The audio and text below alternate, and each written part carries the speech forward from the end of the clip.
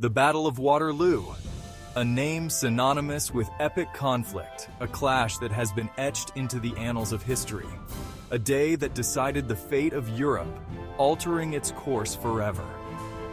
On June 18, 1815, two colossal armies clashed near the small village of Waterloo in modern-day Belgium. The air was thick with tension, and the ground shook with the march of thousands of soldiers. On one side stood Napoleon Bonaparte, the Emperor of the French, a military genius who had brought Europe to its knees. His ambition knew no bounds, and his strategies were unparalleled. On the other, an allied army led by the Duke of Wellington, a cunning and resolute commander. Wellington's leadership was marked by his tactical brilliance and unyielding determination. The stakes could not have been higher. The future of Europe hung in the balance, and the world watched with bated breath. Victory for Napoleon would mean the restoration of his empire and the potential reshaping of the European order. It would be a triumph that could change the destiny of nations. Defeat would spell his downfall and usher in a new era of peace. It would mark the end of an era and the beginning of a new chapter in European history. The stage was set for a confrontation that would echo through history, a battle whose reverberations would be felt for generations to come. To understand the Battle of Waterloo, we must first delve into the life of the man who cast a long and formidable shadow over it. Napoleon Bonaparte.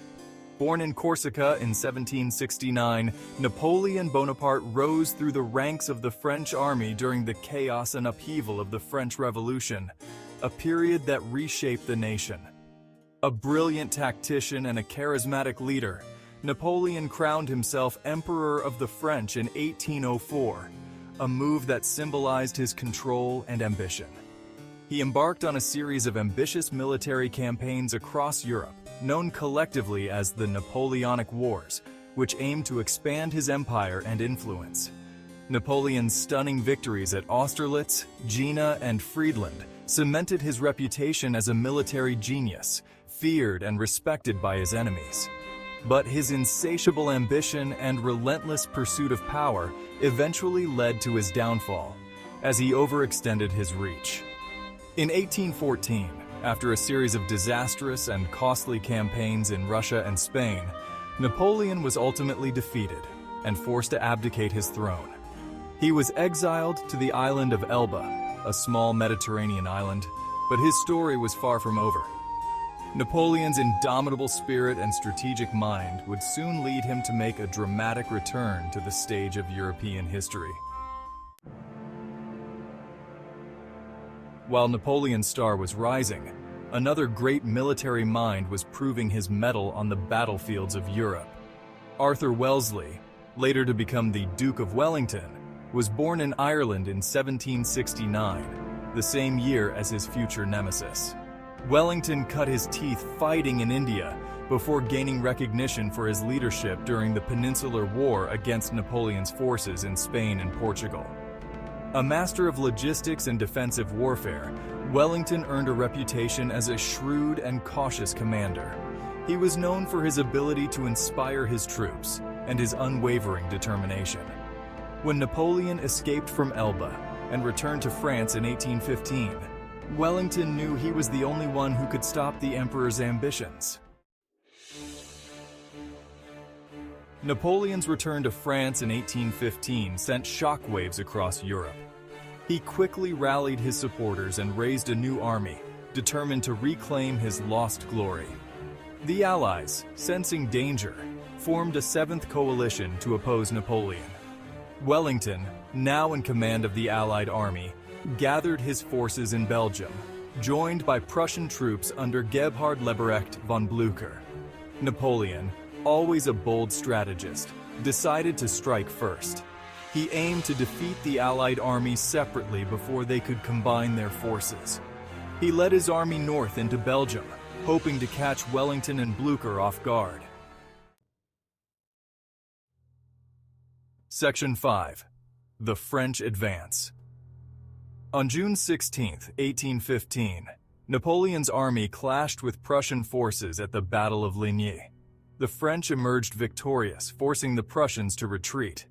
Meanwhile, Wellington, aware of the French advance, positioned his army near the village of Waterloo. The ground was carefully chosen. A gentle ridge offered a strong defensive position. On the morning of June 18th, the French army, rain-soaked and weary from the previous day's fighting, appeared opposite the Allied lines. The Battle of Waterloo was about to begin. Section 6. The British Square. The early hours of the battle saw relentless French attacks against the Allied positions. Napoleon's artillery bombarded the Allied lines, while infantry and cavalry charges sought to break through Wellington's defenses. Wellington's men, though outnumbered, fought with great courage and discipline. They formed into defensive squares, withstanding wave after wave of French assaults. The British infantry's firepower, particularly from their muskets, inflicted heavy casualties on the attacking French. Throughout the afternoon, the battle raged with intense ferocity. Villages changed hands, and casualties mounted on both sides. Yet, Wellington's line held firm. Section 7. The Prussian Arrival. As the day wore on, the sound of distant cannon fire signaled a change in the tide of battle. Blücher, despite his defeat at Ligny, was marching to Wellington's aid with the remnants of the Prussian army. The arrival of the Prussians on the French right flank was a decisive moment.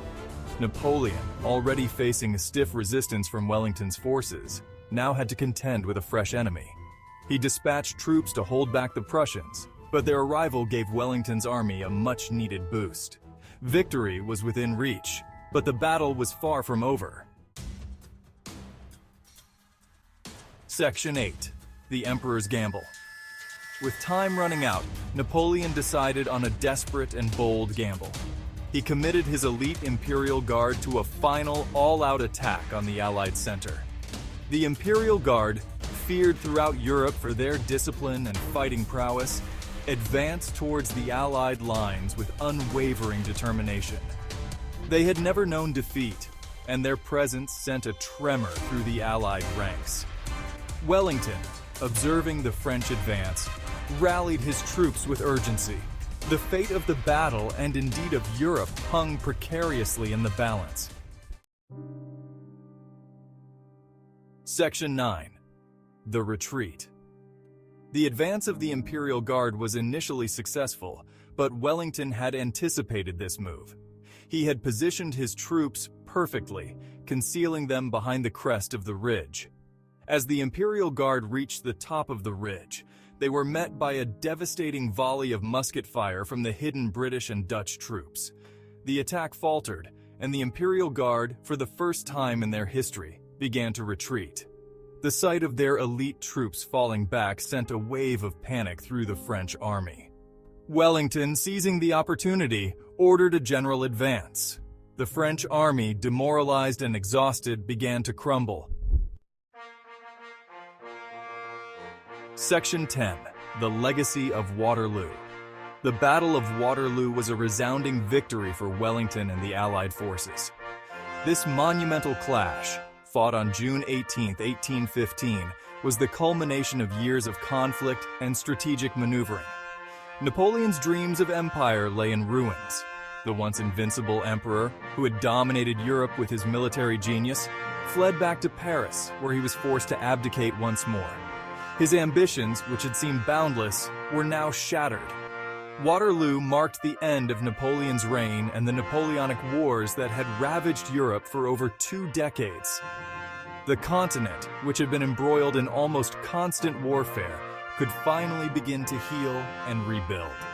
It ushered in a period of relative peace and stability, known as the Concert of Europe, where major powers sought to maintain a balance and prevent another such devastating conflict. The battle also cemented Wellington's place in history as one of Britain's greatest military heroes. His leadership and tactical brilliance were celebrated, and he became a symbol of British resilience and strength. The name Waterloo became synonymous with a decisive victory, a turning point in history.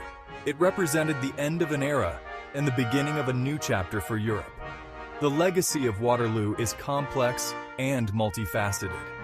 It influenced not only military tactics and strategies, but also political landscapes and national identities. It serves as a reminder of the human cost of conflict and the enduring consequences of ambition and the pursuit of power. The battle's aftermath highlighted the need for diplomacy and cooperation in maintaining peace.